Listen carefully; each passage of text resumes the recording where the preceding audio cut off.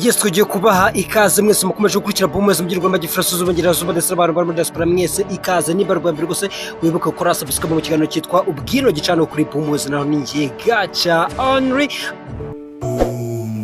Ambiances boomways tugumbaku zamuka. Amakuru yacu muri kugenda tuyahere ahangaha imikoranire na NASA ishoramari na Zipline mu byishimirwa mu mubano w'u Rwanda na Amerika ni ibintu rwose biba ari byiza cyane.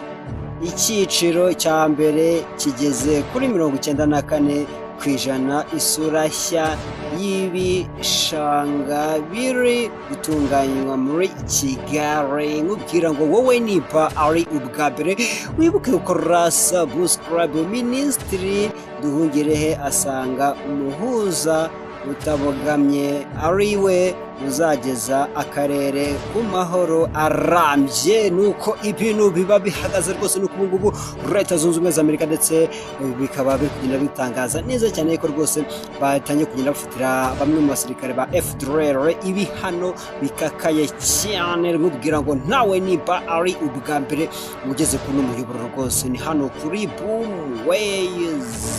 Nuko ibintu biba bihagaze kuri uyu munsi rwose icyo wagenda umenya Bruce Melody ndetse na The Ben bakaba bagiye kwerekana ibikoresho bazagenda bakoresha mu bitaramo bine bigiye kugenda bizenguruka intara enye z'u Rwanda. Menya neza yuko rwose ubungubu hahandi bita muri VVIP ubungubu rwose ari amafaranga 100,000 kugira ngo uzagende wicaramo neza cyane. Abanyanigeria 49 bapfiriye mu butayu kubera inyota n'ubushyuhe bwaho. Nuko ibintu biba bihagaze.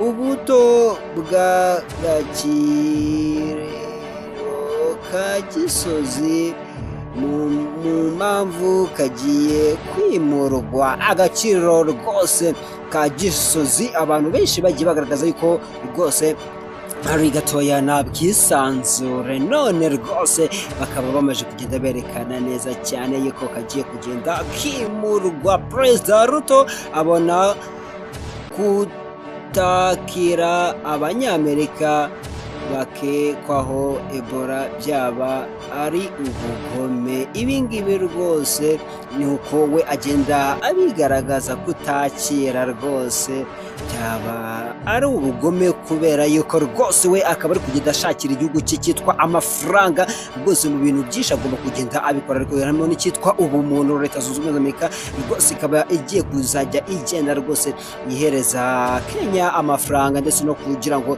yite ku barwayi kandi neza cyane. Mu karere ka Ngoma abanyeshuri babiri baherutse gukubita animateri bakatiwe gufungwa. Nuko ibintu biba bihagaze. Abanyeshuri mujye mumenya icyabajyanye ku ishuri yuko ari ugushaka ubumenyi si kujya guhangana, kandi bajya bavuga ngo rwose ugaya amabuno y'urushishi ajya areba ngo umudiho uva hehe. Ubwenge buva mu kwicara ukiga, ntabwo buva mu kujyayo rwose ngo ugende uhangana.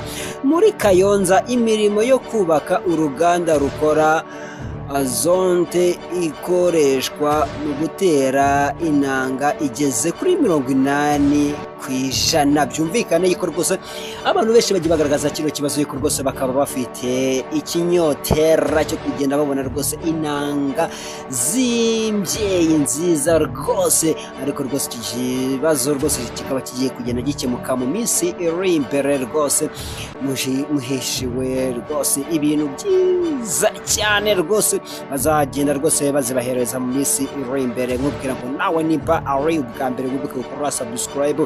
Amerika yafatiye ibihano perezida wa Cuba n'umugore we. Ibingibi rwose ni ibintu abantu benshi bari kugenda bibaza ngo ese no kubera iki biri kugenda biza rwose. Nuko ibintu biba bihagaze rwose muri Leta Zunze Ubumwe za Amerika ikomeje kufatira rwose bimwe mu bihugu ibihano bikomeye cyane. Leta Zunze Ubumwe za Amerika zatangaje ko zafatiye ibihano by'ubukungu perezida wa Cuba Miguel Diaz Canela nabo mu muryango we ndetse nabo mu muryango wahoze ayobora iki gihugu Fidel Castro. Bamwe mu bafatiwe ibihano harimo umwana ndetse